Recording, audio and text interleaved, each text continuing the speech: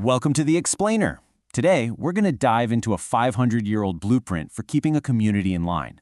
It's from John Calvin's Institutes, and honestly, his plan for church discipline was so influential, you can still see its echoes today in everything from corporate culture to online moderation. So, let's break it down. So right off the bat, Calvin saw this massive problem. To him, a church without clear rules was like a body without ligaments. It was just destined to fall apart. See, discipline wasn't about punishment for punishment's sake.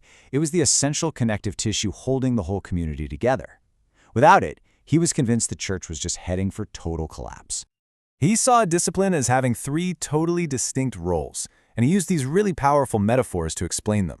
First, he said it's a bridle, meant to restrain the people who are actively fighting against the community's core beliefs.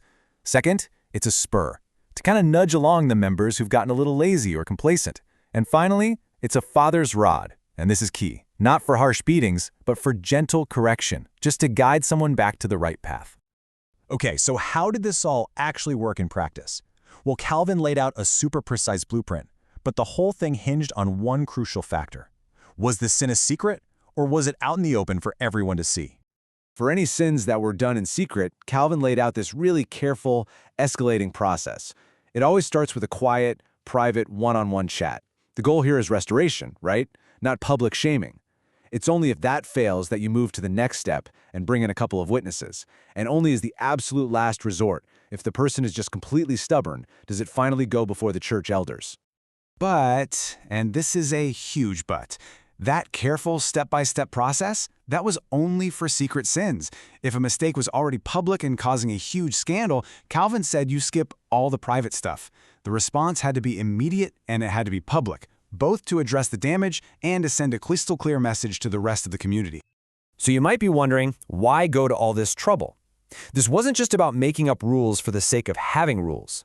Calvin argued that this whole system of discipline served three very specific and, in his mind, absolutely essential purposes for the health of the entire community.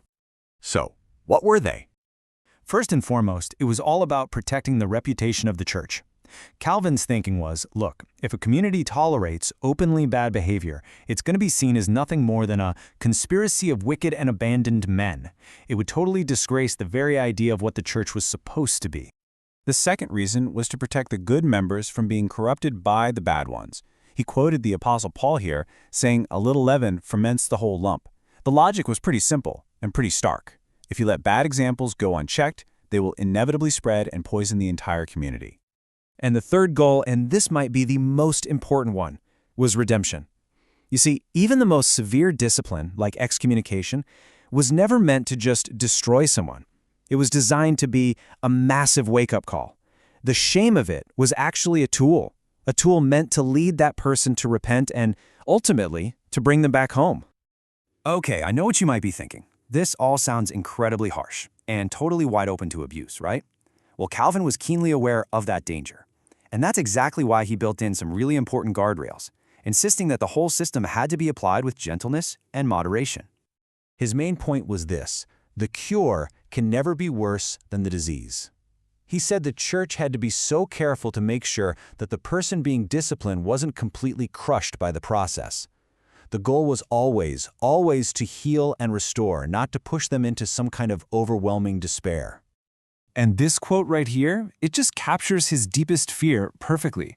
He warned that without a spirit of gentleness, a system that was designed for order could quickly slide into what he called butchery. I mean, what a word. He knew the line between correction and cruelty was razor thin, and that it had to be guarded with everything they had. To really hammer this home, he drew this very sharp line between two words. Excommunication, while serious, was meant to be corrective and temporary. The door was always left open for a return. Anathema, on the other hand, well, that was the door being slammed shut, bolted, and locked forever. It was a final condemnation to eternal destruction, a tool he believed should almost never, ever be used. So, who exactly was subject to all these rules? Well, this is where Calvin's system gets truly radical for its time. He argued that absolutely no one was exempt, not even the most powerful people in the entire country. He points to this incredible historical example of the Roman Emperor Theodosius.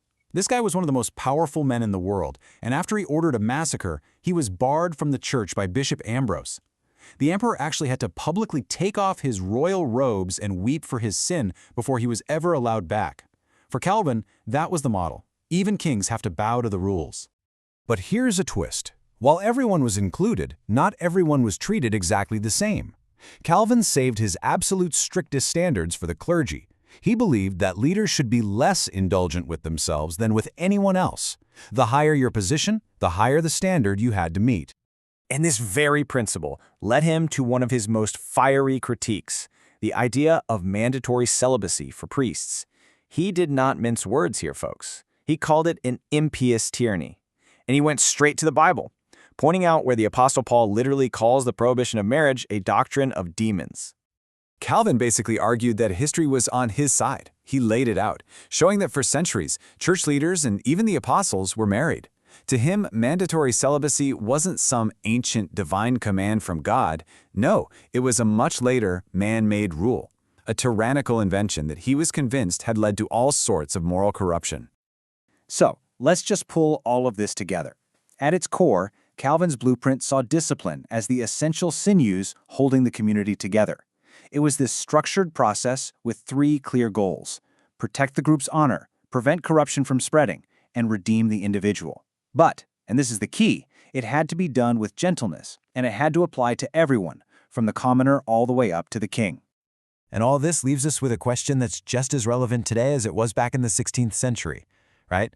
For any group, a company, a country, even an online community, how do we find the balance between the need for rules and accountability and the risk of those rules becoming oppressive? How do we find that line between constructive discipline and destructive control?